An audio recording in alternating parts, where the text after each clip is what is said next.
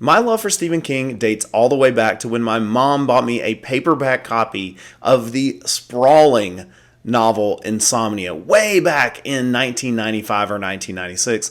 Since then, I've had a love affair with the king of horror, and I'm an aficionado. I've read most of his books over the years. I've gone back to read his short stories, and I found weird stuff online that he's written, so yeah, I like the guy. But there is one thing about his new book that is driving me nuts. Holly, I would say, is a pretty good entry in the Stephen King oeuvre.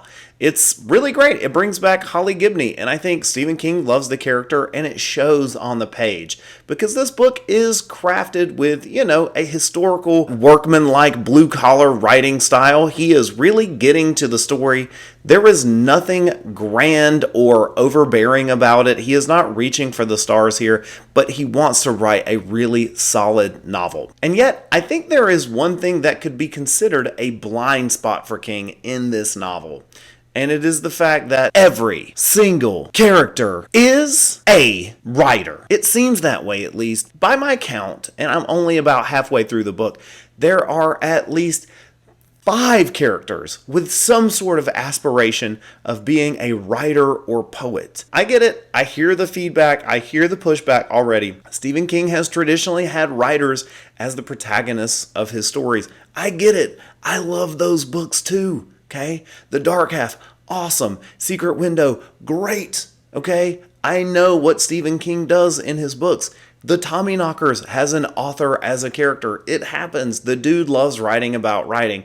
And that's kind of how he gets out his memoir-esque, the art of writing stuff. This time, it's gone too far. The first, most obvious, and probably most forgivable writer in the story is Dr. Emily Harris. She is the ostensible villain of the story. Guess what? Expected. I knew that from the very beginning.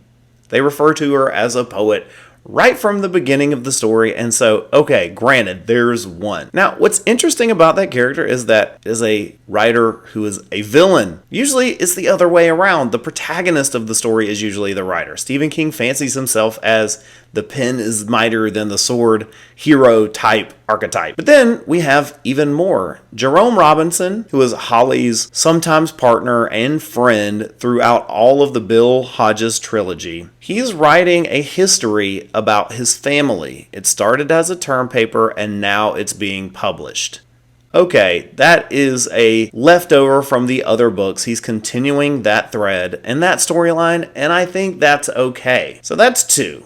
We could probably leave it there. But no. Jerome's little sister, Barbara, also wants to be a writer. She's going to be a poet, just like Dr. Emily Harris. In order for her to become a poet, she has to have a mentor. So then we have another poet character who gets introduced, Dr. or maybe just poet, Olivia Kingsbury.